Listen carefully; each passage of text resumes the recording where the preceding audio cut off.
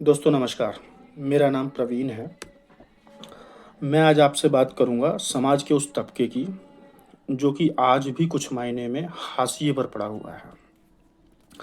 जिसकी कहानी बहुत पुरानी है लेकिन आज भी बरकरार है। मैंने एक किताब पढ़ी है, जिसका नाम है गुलामगिरी। वो किताब मैं आपको दिखा देता हूँ। ये किताब है गुलामगिरी। ज्योतिबा राव फूले जी ने इस किताब को लिखा है। अब इसके बारे में मैं आपसे बात करूँगा। असल में देखा जाए तो पिछड़ों और दलितों या शूद्रों की बात करें तो उनके हक में बात करने वाले आधुनिक भारत के वो पहले मसीहा थे, ज्योतिबा राव फूले। उनका जन्म 11 अप्रैल 1827 को महाराष्ट्र के पुणे में एक माली परिवार में हुआ था। कहा जाता है कि बचपन से ही फूले धार्मिक पाखंडवाद पर लोगों से तरह तरह के सवाल जवाब किया करते थे। ब्राह्मणवाद का घोर विरोध किया करते थे, जिसकी वजह से उन्हें उनके समाज और घर वालों ने घर से निकाल दिया। फूले का जोर स्त्रियों की शिक्षा पर बहुत ज़्यादा था। कहा जाता है कि फूले ने उस जमाने में, जब महिलाओं का पढ़ना बिल्कुल गलत माना जाता था और उनको स्कूली शिक्षा की बिल्कुल मनाही थी, तब फूले ने अपनी पत्नी सावित्रीबाई फूले को चोरी से पढ़ाना शुरू किया था। फूले जब खेत में काम करते तब सावित्री उनके लिए खाना लेकर आती थी। उसी दौरान फूले उनको पढ़ाया करते थे। धीरे धीरे जब ये बात गांव के लोगों को और घर वालों को पता चली, तब उन्होंने फूले का विरोध करना शुरू किया। उसी दौरान घर वालों और समाज ने उन्हें घर से बाहर कर दिया था। लेकिन फूले ने कभी हार नहीं मानी और अपनी पत्नी को खूब पढ़ाया। उनका मकसद समाज में पिछड़ों और दलितों की लड़कियों को शिक्षा देकर उनको आगे बढ़ाना था। आपको ये सुनकर बड़ा ही आश्चर्य होगा कि फूले ने देश का पहला लड़कियों के लिए स्कूल खोला और सावित्रीबाई फूले हमारे देश की पहली महिला शिक्षिका बनी। जब सावित्रीबाई फूले शुरू में लड़कियों के स्कूल में जाया करती थी, उस समय कुछ लोग उनको गालियाँ देते थे, कुछ लोग उन पर पत्थर फेंका करते थे, कुछ लोग गोबर फेंका करते थे। इतना कुछ होने के बाद भी सावित्रीबाई फूले ने कभी हार नहीं मानी और अपने काम में लगातार लगी रहीं। वो एक साड़ी पहन कर जाती थी और एक साड़ी लेकर जाती थी, ताकि स्कूल जाने के बाद वो उस साड़ी को बदल सकें और अपना पढ़ाई का काम कर सकें। एक दिन जब सावित्री घर से स्कूल जा रही थी, तब गांव के ही किसी व्यक्ति ने उन्हें बीच रास्ते में रोका और गालियां देना शुरू कर दी। उस दिन सावित्री को भी गुस्सा आ गया और एक तमाचा धर दिया। ये बात लोगों में फैल गई धीरे धीरे और लोगों ने उनको परेशान करना भी बंद कर दिया। ऐसे करते करते कुछ सालों बाद फूले ने 56 स्कूल खोल दिए। ये दर्शाता है कि इरादे मजबूत हों तो कितनी भी बड़ी चुनौती हो, उनका सामना करके आगे बढ़ा जा सकता है। चलिए, ये बात हुई ज्योतिबा राव फूले जी के निजी जीवन की और उनके व्यक्तित्व की। अब आगे बढ़ते हैं और बात करते हैं गुलामगिरी पुस्तक की, जो मैंने अभी आपको दिखाया था। ये पुस्तक ज्योतिबा राव फूले ने 1873 में प्रकाशित की थी। मैं आपको कुछ मूल बिंदु बताऊंगा जो इस किताब में फूले ने पिछड़े शूद्रों और आदिवासियों के हक में कही हैं। ये उस समय के जातिगत भेदभाव को बताती है, जिसमें ब्राह्मणों ने कैसे वर्ण व्यवस्था का निर्माण अन्य वर्गों पर अपना वर्चस्व स्थापित करने के लिए किया था। फूले ने सबसे बड़ी चोट ब्राह्मणों द्वारा लिखे गए पक्षपाती ग्रंथों पर किया, जिसमें मुख्य रूप से उनके द्वारा बताए गए अवतारों को दिखाया गया है और फूले ने बताया कि वास्तव में ये अवतार कैसे बने। हिंदू ग्रंथों की माने तो भगवान के 10 अवतार हैं, जिसमें मत्स्य, कच्छ, वराह, नरसिंह, वामन, परशुराम, राम, कृष्ण, बुद्ध और कल्कि हैं। जिसमें 9 अवतार जन्म ले चुके हैं और 10वें जो कि कल्कि हैं, उनका जन्म होना अभी कलयुग में बाकी है। फूले के अनुसार भारत में ब्राह्मण, जो कि मूलतः आर्य थे, वे ईरान से भारत आए थे। लगभग 1500 ईसा पूर्व, यानी आज से लगभग 3500 वर्ष पूर्व भारत में वैदिक काल की शुरुआत मानी जाती है। उसी समय ये आर्य जो कि ईरानी कबीलों का एक समूह हुआ करता था, वो समुद्री मार्ग से छोटी नावों पर भारत पहुँचे। और क्योंकि समुद्र में ये छोटी नावें बहुत तेज़ी से गति करती हैं, इसलिए उसके नाविक मुखिया को मत्स्य नाम दिया गया।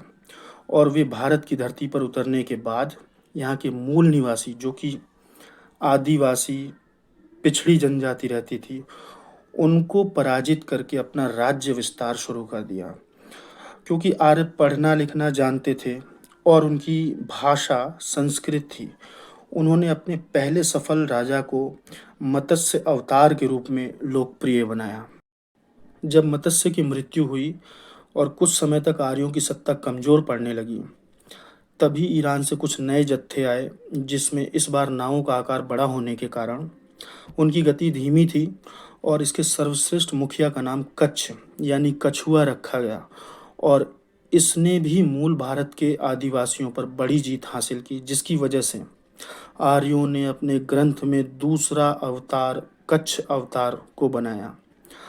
इसके बाद आर्य बहुत ही शक्तिशाली होते चले गए और उनके नए अवतार वराह, नरसिंह, वामन, परशुराम, राम, कृष्ण, बुद्ध बने। राम और कृष्ण तक तो सब कुछ ब्राह्मणों की कल्पना पर आधारित अवतार मनमाने ढंग से बनाए जाते रहे। लेकिन बुद्ध जो कि बहुत ही बाद में हुए थे, करीब 600 ईसा पूर्व उनका जन्म हुआ था, उन्होंने ब्राह्मणों द्वारा फैलाए गए झूठे पाखंड को मानने से पूरी तरह से इनकार कर दिया और ब्राह्मणवाद पर तीखा प्रहार करते हुए भगवान के अस्तित्व को सिरे से नकार दिया। बुद्ध ने ब्राह्मणों द्वारा रचे गए सभी वेद, धर्म ग्रंथ, पुराण, भगवान, मूर्ति पूजा, अवतारवाद आदि सब को एक सिरे से नकारा। विवश होकर ब्राह्मणों ने बुद्ध के सामने एक न चलने पर उनको ही अपना नवा अवतार घोषित कर दिया, बड़ी चालाकी से। अब इसे आप क्या कहेंगे? साफ साफ नजर आता है कि ब्राह्मणों ने समाज में अपने लिखे गए ग्रंथों के द्वारा बहुत ज्यादा झूठ फैलाया है। चलिए अब आगे बात करते हैं, जहां फूले ने इस किताब के जरिए ब्राह्मणवाद के झूठ को बहुत ज़्यादा उजागर करने की कोशिश की है। एक जगह इसी किताब में फूले पूछते हैं कि अगर ब्रह्मा के 4 मुंह थे, तो उसने किस मुंह से स्तनपान किया होगा, किस मुंह से बात करता होगा और किस मुंह से सांस लेता होगा। और जिसके 4 मुंह होंगे उसके सारे अंग 4 गुने होने चाहिए, जैसे 8 हाथ, 8 पैर, 4 पेट आदि। ये सब ब्राह्मणों द्वारा अपने पूर्वज को बढ़ा चढ़ाकर सर्वश्रेष्ठ स्थापित करने की साजिश है और कुछ भी नहीं। जिस ब्रह्मा ने अपनी बेटी सरस्वती के साथ बलात्कार किया, उसको लोग भगवान कैसे मान सकते हैं? शायद यही वजह है कि ब्रह्मा की पूजा खुद ब्राह्मणों ने भी वर्जित कर दी है। ब्रह्मा और सरस्वती का पुत्र मनु हुआ, जिसने मनुस्मृति की रचना की। मनु ने 4 वर्ण बना डाले, जिसमें ब्राह्मण ब्रह्मा के मुंह से, क्षत्रिय ब्रह्मा की भुजा से, वैश्य ब्रह्मा के पेट से, शूद्र ब्रह्मा के पैरों से उत्पन्न बताया।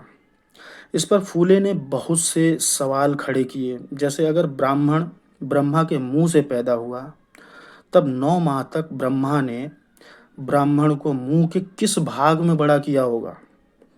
अगर ब्रह्मा के शरीर के 4 भागों में योनियां थीं, तब एक योनि का अगर 4 दिन का मासिक धर्म माने, तो महीने के 16 दिन उसको मासिक धर्म ही आता होगा।